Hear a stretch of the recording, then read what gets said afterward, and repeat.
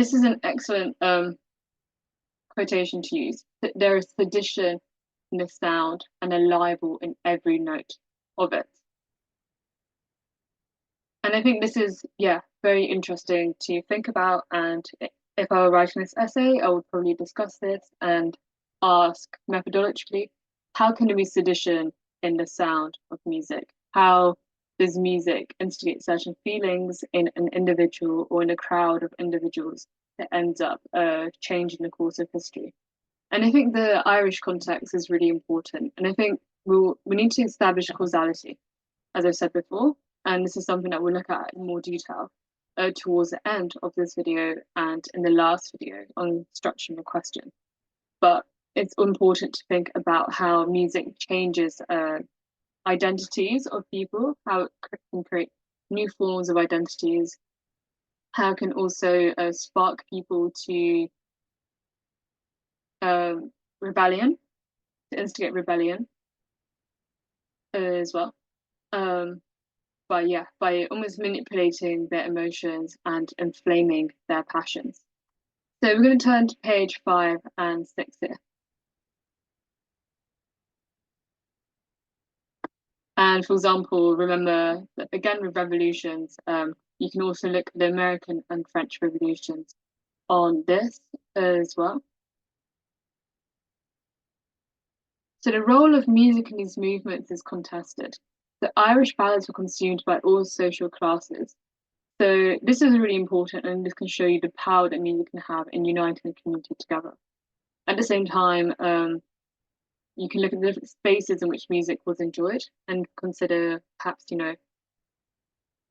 if you listen to an Irish nationalist ballad in a theatre or a concert hall in the middle of Dublin, is that different to singing it in the street in a rural countryside town?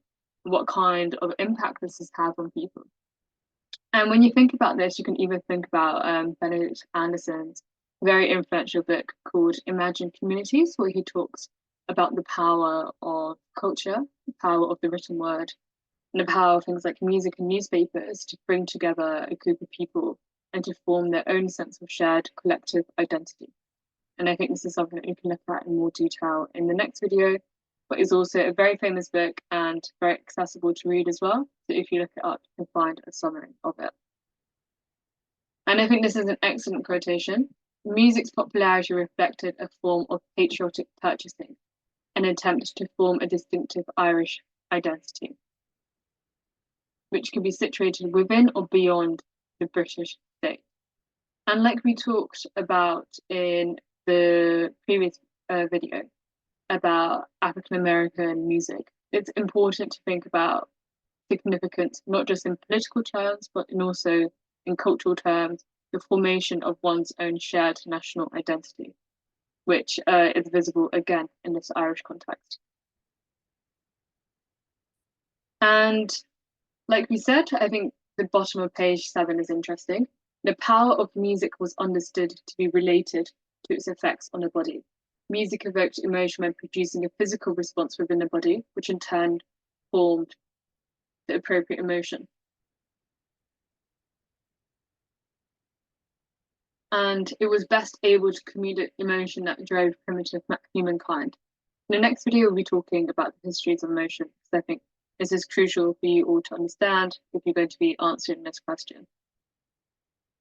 Music was able to convey the emotion expressed by the singer and in turn to provoke feeling in the listener. And we think about the lyrics and the ways in which Irish ballads were distributed through, for example, broadsheets. We could see that actually in this context,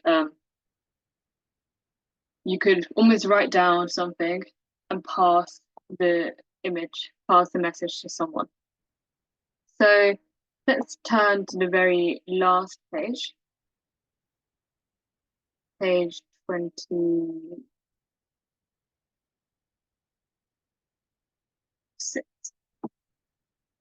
And just a pro tip, when you're reading these kinds of academic articles, I would really urge you to read this one in full and perhaps pick out quotations that I haven't looked at to make your answer more unique. But also, it can be quite hard to read. This is 39 pages long, including a bibliography. So start by reading the introduction, then a conclusion, then reading the main body of the text. So talking about emotion here, and also the ambiguous nature of sound disrupted the meeting that the elite attempted to pose on public displays.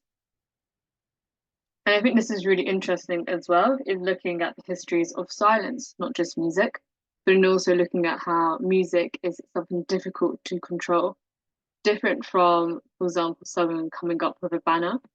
Uh, it's difficult to sneak in a banner, for example, with a really seditious message into a group of people if it's been strictly policed. But you can go and sneak into a group of people and yell and use your voice and sing. So in that way, music is a lot more pervasive, but also a lot more dangerous in terms of sedition.